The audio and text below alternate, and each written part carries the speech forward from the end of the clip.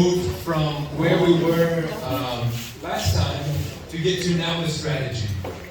So in our process, we use a number of strategic tools in order to analyze what's happening in the value chain.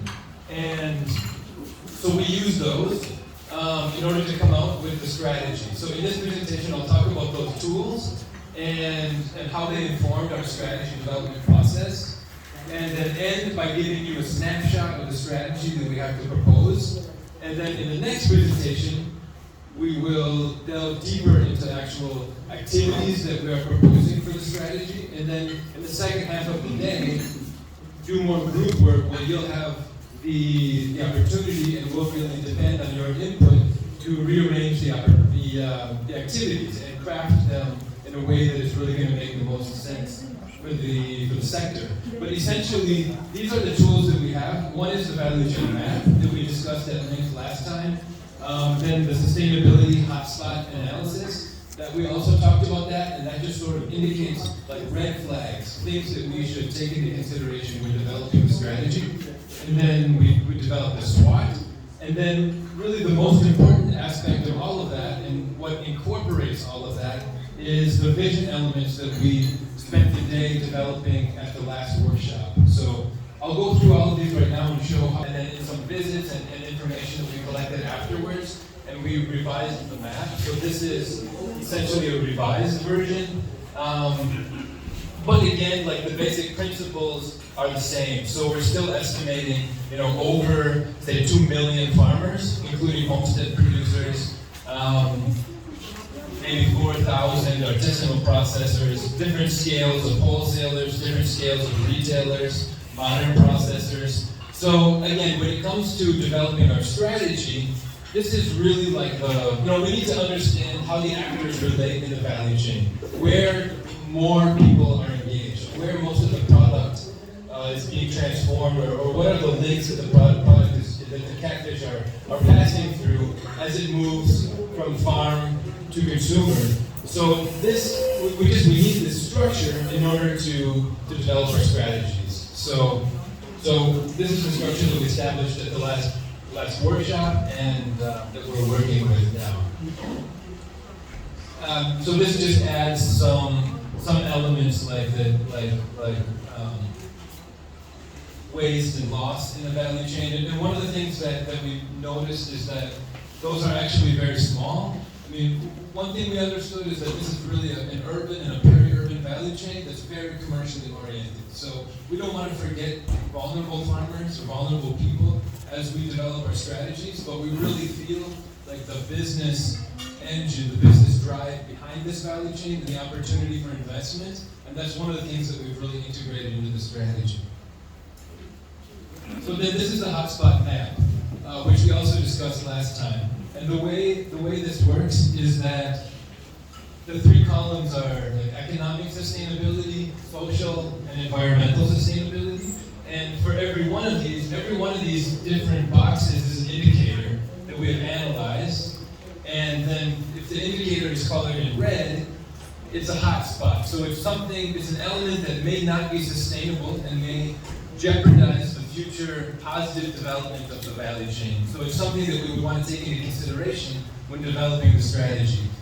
The green is something that doesn't seem to cause a problem at all, and the yellow is something that's kind of in between that we should also pay attention to. So basically, the way that this leads us into strategy development in that case is to look at the red ones. So one thing that we noticed is that although net income is not bad, and people are definitely making money in the value chain, there's a downward trend for some actors and some actor sizes. So that potential trend of decrease in net income is something that we would want to think about in the value chain as we develop our strategies and look at how we can decrease costs while increasing revenue. Or rather, costs have to do with employment.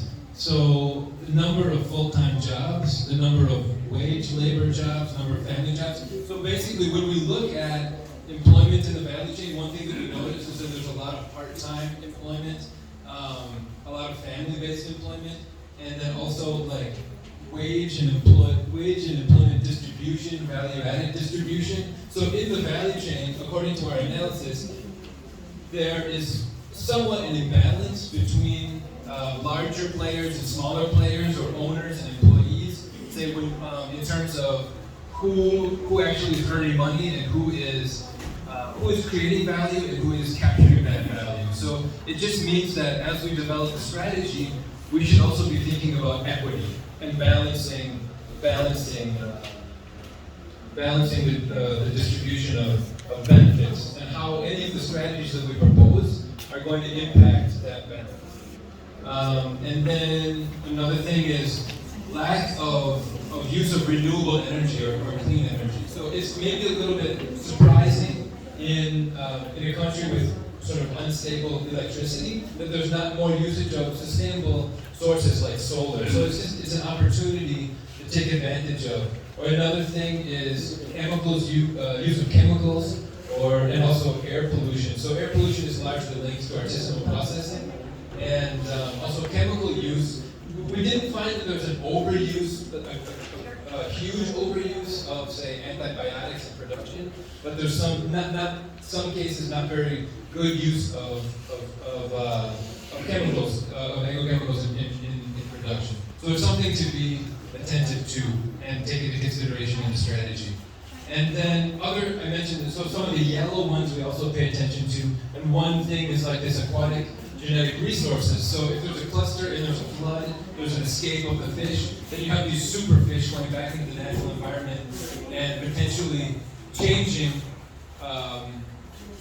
the natural fish, right? And that's dangerous because it undermines the sustainability of the chain and the genetic material that's there. And also like sort of a lack of biosecurity measures. So that we would take into consideration in the value chain as well. So those are things that we incorporate into our strategy development process. Okay, and then we also, say as the third element, take into consideration the SWOT. So we analyze the strengths, the weaknesses, the opportunities, and the threats existing in the value chain. And this I think we had a handout at our last workshop, and this was in the handout, so we haven't changed it, in fact, since then. But just to highlight a couple of points, associations, like just talking about Kapan, in the value chain. So as far as strategy development, it's really an opportunity to have a value chain with strong organizations, because then we can work with those organizations, or fish racing can work with those organizations in implementing the strategy and reach many more people than you could, of course, working with just individuals.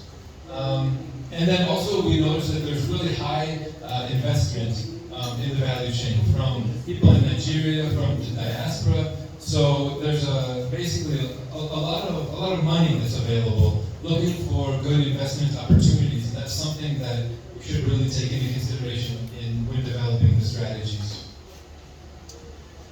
There are also a lot of weaknesses that we had identified, and these are things that the strategy would address. So, for example, the high and increasing costs of inputs, right? We know that the feed makes up most of the production costs, and when that becomes very expensive, it prevents people even from stocking the amount of fish that they might otherwise. So that's definitely a current weakness of the value chain.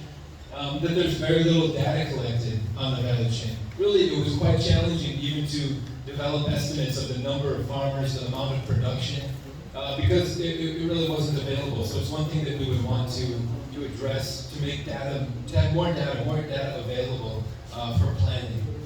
And as we move forward, there's a lack of enforcement of standards that might undermine quality in the different value chain segments. That's one thing that I think you all also really underlined in the workshop in March. Lack of access to credit, lack of usage of insurance products, also lack of a marketing coordination. So in a value chain where we see so many clusters and organizations, we might expect to see those clusters working more to do a collective bargaining, to work more on getting better prices for their members. So there's just, so we can see, yeah, so that's perhaps a weakness currently. Respect for labor rights is low, like not too many employment contracts, so they're not necessarily enforced.